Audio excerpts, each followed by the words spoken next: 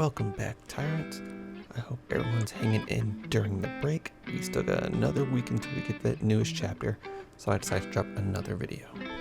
Today, I want to talk about Luffy and the idea of him possibly not being the chosen one, the character in this series that is destined to do all the great things. Now, when it comes to shonen manga, that's kind of the given, that's the staple. You know, the main character is this strong-headed, determined, willful, teenage boy that essentially is destined for greatness, but we have to follow his journey there. We have to see how he reaches greatness. That's kind of the general formula of things. One Piece tends to change things up a little bit.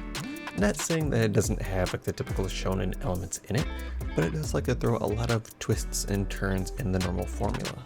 So this gets me thinking about the idea that there could be someone else in the story that's going down a similar route to Luffy. Maybe not necessarily, a parallel route, i.e. Blackbeard, who's doing the same thing, but essentially they're, two opposite sides of the same coin. This is someone that kind of falls into the same areas as Luffy, but is entirely separate from Luffy as a character. The reason I say this is because there are a few elements in the story that are presented to us as an idea that this is Luffy, Luffy is the one who will do this. Yet they keep it vague enough to allow other characters to kind of fit into that mold. And we're going to go through some of those things and just kind of see where my thought process is going. The idea I want you to think about as you listen to the video is that we know two things about Luffy.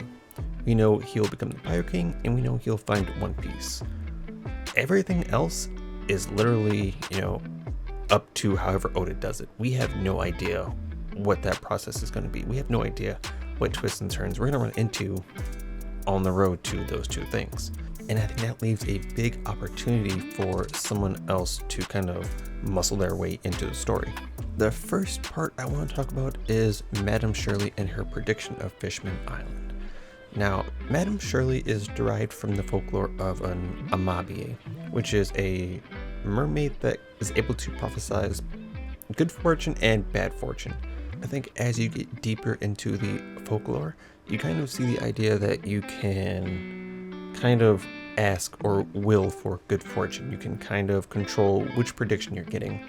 But at the base, there really is no guarantee of which fortune you're getting. It could be good, it could be bad.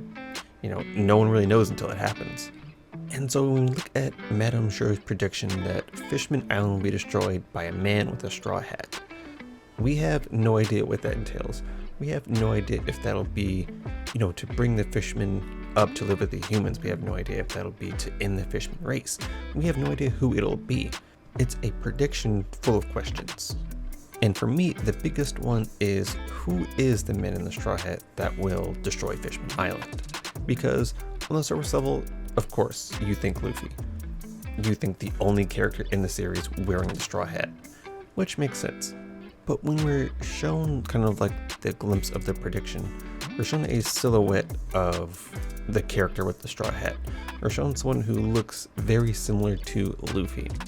Now we know how much Oda likes to silhouette things, to kind of keep the mysteries a mystery until the time when they need to be revealed. But if we see a character that, looks like Luffy, has descriptions of Luffy, why would that be silhouetted? Why would we not see that? That's such a weird thing to kind of say, oh, this is Luffy, but we're not going to show you it's Luffy. Oda is usually better at doing things like that. When he puts something in front of our faces and kind of gives us the expectation of what it is, he more often than not will subvert the expectation. So the fact that, they're showing us the silhouette of the person that is to be Luffy without telling us it's Luffy, that makes me think of the possibility of it being someone else. The biggest indicator is that we have a character in a straw hat. And when we first see that scene, when we first, read Fishman Island, of course Luffy is the only character. But now that we've seen this, what could be an ancient treasure in Maryjoy of a straw hat, does that add the potential for another character to don a straw hat and possibly fulfill that prophecy? Is that a possibility? Now I know there's still some questions about, the size of the hat, the purpose of it being stored in that area. So we don't really know what that hat's doing there. My first idea is that maybe Sama could wear the hat. Maybe the hat has properties that we're not aware of yet that, gives the user some kind of incredible power. If we take what Doflamingo said and apply it to the hat, being the only thing we've seen kind of in secret in Mary Joy so far, we could say that the hat is the national treasure. The hat is the thing that holds this power that can shake the world. It's such a big secret that Doflamingo just knowing about it makes him a huge threat and makes the world government comply with what he says just because of the knowledge he has. And when I hear the words of, this national treasure could shake the world, it makes me think of another event that could shake the world, and that is when someone finds the One Piece. Now, Whitebeard's last words kind of talk about how when someone finds the One Piece, and they will, it's going to shake the world to its core. It's going to create an entire war like the world has never seen. And I draw parallels between these two things because I see it like this, what's the possibility of Luffy finding the One Piece and X character, whoever it might be, Sama or whoever you want to put in those shoes, wearing the straw hat. So two world-shaking events happening at once. What if the person who puts on the straw hat in that moment goes to destroy Fishman Island? What if they're the ones responsible for that prophecy? And what's the possibility that this person that dons the straw hat that isn't Luffy is part of the D clan? As a main character, we focus on Luffy so much, but there are things that I don't think he will do. I don't think Luffy is going to go to Mary Joy and mess with the straw hat. I don't think that's in his path. I don't think he would even care about doing something like that. So how does the straw hat come into play without someone else wielding it and using it? If Luffy's goal is the One Piece and someone else's goal is to stop him from getting there, the straw hat could be their answer into counteracting him. Something else I want to bring up about Whitebeard's last words are that when he's talking to Blackbeard, when he's telling them about what Roger said to him a long time ago, he tells Blackbeard that at the very least, the D that Roger is waiting for isn't Blackbeard. Now, Whitebeard has spent this entire war fighting with Luffy. He's seen Luffy, he's observed Luffy, and he's come to like Luffy. And by the end of every arc, the people that are interacting with Luffy the most end up liking him and seeing him as this person who's going to go on to do great things. This person who's going to be amazing, who's going to be legendary. That's how characters always feel at the end of an arc. And Whitebeard at the end of this arc, instead of saying Luffy is the one who will find the One Piece, he clearly says that at the very least, it's not Teach. At the very least, it's not Blackbeard.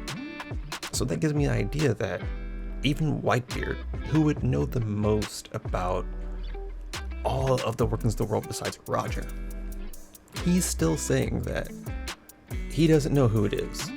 Even though he's met Luffy, even though he's met Blackbeard, even though he's met these Ds, he's still saying that at the very least, it's not Blackbeard. That's all I really know. So that gives me the idea that maybe it isn't Luffy. Maybe Luffy isn't the only D that's going to be causing such a big impact on the world. And I don't include Law, because I think Law, instead of trying to cause an impact on the world, he's trying to see what that impact will be. He's trying to watch and observe. He isn't really making moves to make that big impact. So I don't count Law as the D that would be kind of parallel to Luffy. I think Law is with Luffy, and Law is in it for the long to watch and see what happens. But with Whitebeard's words, I do think that there's another D out in the world, still alive right now, that could possibly enter into the story and shake up the world.